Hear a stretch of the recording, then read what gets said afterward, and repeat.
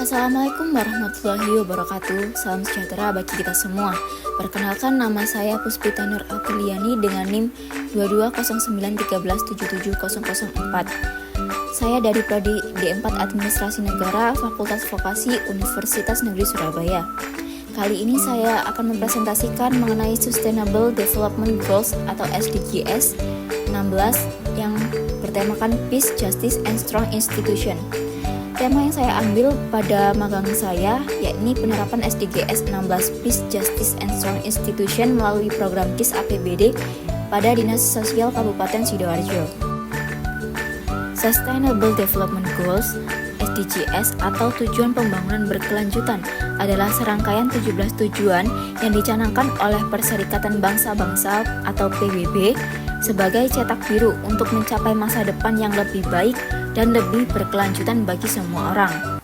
SDGs diadopsi pada tahun 2015 sebagai bagian dari Agenda 2030 untuk pembangunan berkelanjutan. SDGs dirancang untuk mengatasi berbagai tantangan global, termasuk kemiskinan, ketidaksetaraan, perubahan iklim, degradasi lingkungan, perdamaian, dan juga keadilan. SDGs 16 bertujuan untuk mempromosikan masyarakat yang damai dan inklusif untuk pembangunan berkelanjutan, menyediakan akses keadilan untuk semua dan membangun lembaga yang efektif, bertanggung jawab, dan inklusif di semua tingkatan. Dinas Sosial Kabupaten Sidoarjo adalah lembaga pemerintah yang bertanggung jawab untuk memberikan berbagai layanan sosial kepada masyarakat, terutama bagi kelompok rentan dan miskin. Mereka menyediakan berbagai jenis bantuan sosial seperti bantuan pangan, bantuan tunai, bantuan alat bantu bagi penyandang disabilitas, serta bantuan bagi keluarga kurang mampu. SDGs 16 pada Dinas Sosial Kabupaten Sidoarjo, salah satunya adalah program KIS PBID program UHC. Hubungan dengan SDGs 16, yang pertama adalah program ini memberikan akses kepada masyarakat yang paling rentan atau masyarakat kurang mampu yang tidak memiliki asuransi kesehatan. Yang kedua, KIS menggunakan data terpadu kesejahteraan sosial atau DTKS sebagai dasar penentuan penerimaan bantuan. Ini menunjukkan adanya mekanisme yang jelas dan berbasis data. Yang ketiga, dengan memberikan bantuan kesehatan kepada masyarakat yang kurang mampu, program ini dapat mengurangi rasa ketidakpuasan sosial yang dapat memicu konflik atau ketegangan pada masyarakat. PWPU BPPemda atau KIS PBID, penerima bantuan iuran daerah, adalah salah satu kategori peserta Jaminan Kesehatan Nasional atau JKN yang dibiayai oleh pemerintah daerah dalam rangka mendukung program Universal Health Coverage atau UHC. Program ini bertujuan untuk memastikan seluruh penduduk, terutama masyarakat kurang mampu, memiliki akses layanan kesehatan yang memadai tanpa beban biaya. Persyaratan pengajuan KIS PBID program UHC. Yang pertama, surat keterangan tidak mampu atau SKTM dari desa yang ditandatangani kepala desa dan mengetahui camat setempat. Kedua, surat pernyataan tidak mampu atau miskin yang ditandatangani oleh pemohon, mengetahui RT RW. Yang ketiga, fotokopi kartu keluarga atau KK dan kartu tanda penduduk atau KTP.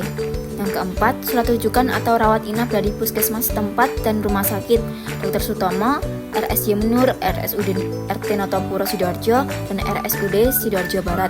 Yang kelima, bagi pasien yang sakit karena kecelakaan lalu lintas harus dilengkapi dengan surat keterangan dari kepolisian setempat. Mekanisme dan prosedur pengajuan KIS PBID program UHC. Yang pertama, pemohon datang ke petugas pelayanan dinas sosial atau melalui aplikasi Sipraja. Yang kedua, petugas pelayanan melakukan wawancara atau penyampaian informasi serta verifikasi berkas. Yang ketiga, petugas pelayanan akan melakukan validasi data untuk mengusulkan aktivasi kepesertaan PBU BP Pemda atau KIS PBID program UHC. Yang keempat, penerbitan nomor kepesertaan PBU BP Pemda atau KIS PBID program UHC.